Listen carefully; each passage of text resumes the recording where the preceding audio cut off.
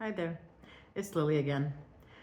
I thought about a few things that I wanted to share that hopefully will help someone in their journey.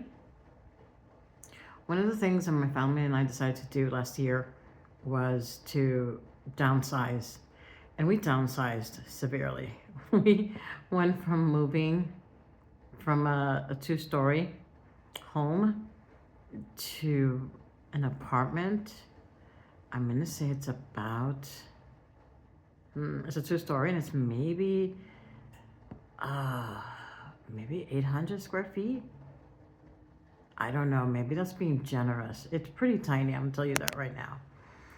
And the reason we did it, as I mentioned before, my husband has Parkinson's, and we, meaning I, didn't want him to go up and down the stairs too much and hurt himself. I was still working. He was staying home a lot, alone, and I didn't want him to hurt himself. And so we made a decision that we should move to a retirement community because that way we felt, or I felt, that it would be safer for him. That if he fell, it wouldn't be down the stairs. It would be in a place where people could hear him, and he could, ask for help. And so we made that move last year. It was not the easiest move by any means necessary. We just did it by any means necessary because we said, okay, we have to do this. And we threw away so much stuff. We gave away so much stuff. And yeah, we just decided that that was the best thing to do. Even though I will tell you right now, we loved our home. We loved our garden. We just liked a lot of aspects of where we lived. And we just have to say, okay, things have to, for safety reasons, we have to move. And so we did. And so we found a really nice residential place.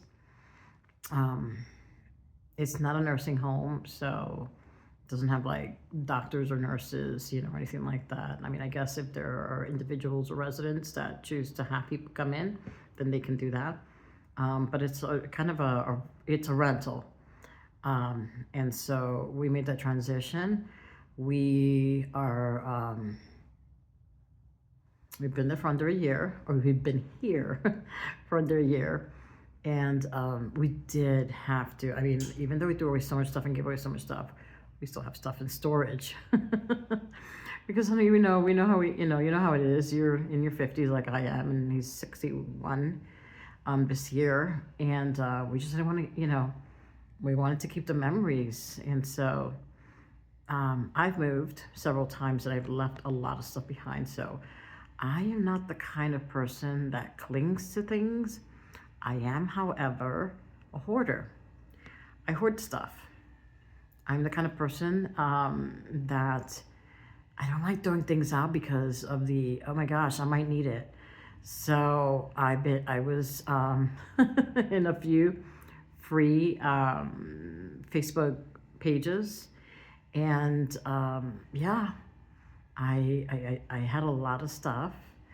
And it's weird because I would,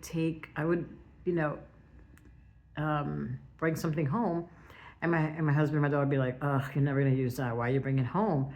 But some of the things we actually ended up using. It's not an excuse to hoard, because I think that's what most hoarders tell you. But it was never to the point where it was like, "Oh my God, it's horrible in here." But it was to the point where, it wasn't to the point where you can't walk. It was more to the point where, you know, you can hide it, and so, and then that was also a realization. I can't do that anymore to my husband. My husband is such a sweet man, and he's so accepting, and yeah, he was always like, okay, we'll make space for it, and yeah, so that was one of the things that I said to myself, okay, I need to stop, you know.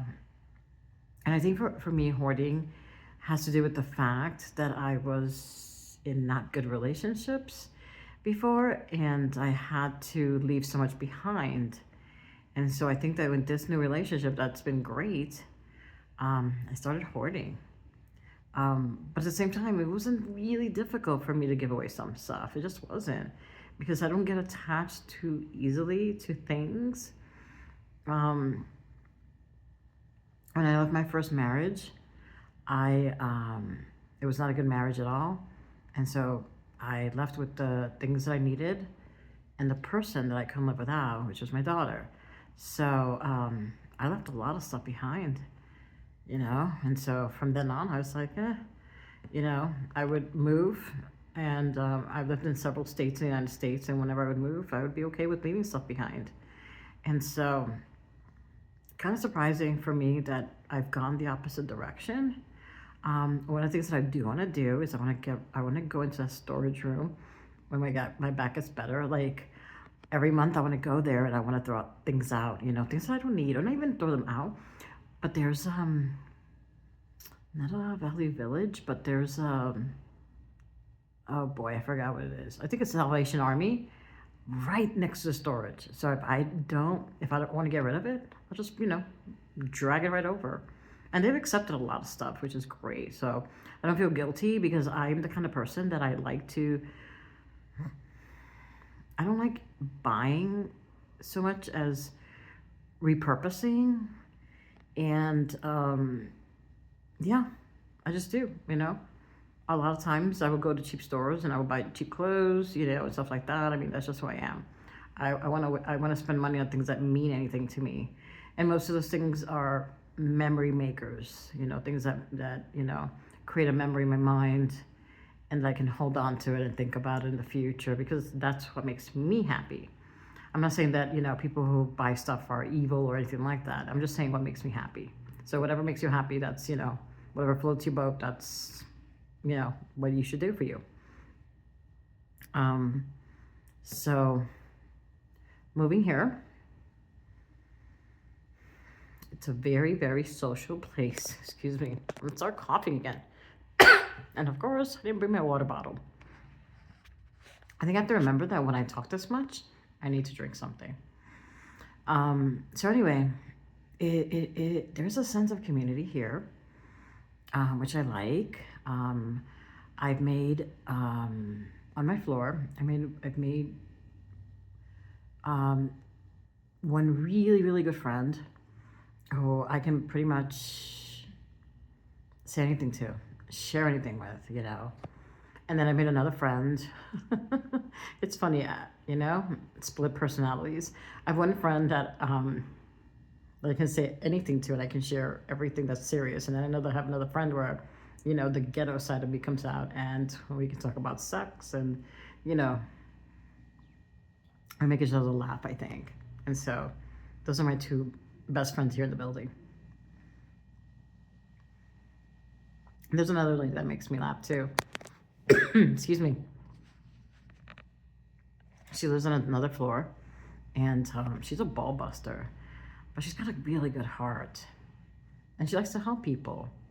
And so I think that she's got a really rough exterior, and people just see that, but I think I see who she really is. And so, and that's what I like about her, that, she has a good heart. She just hides it for whatever reason. She hides that heart. And so, I guess it kind of reminds me a little bit of me, a little bit, maybe more who I used to be. Anyway, going back to living in this facility, living at home, I was pretty much isolated. I went to work, and then I went home. And that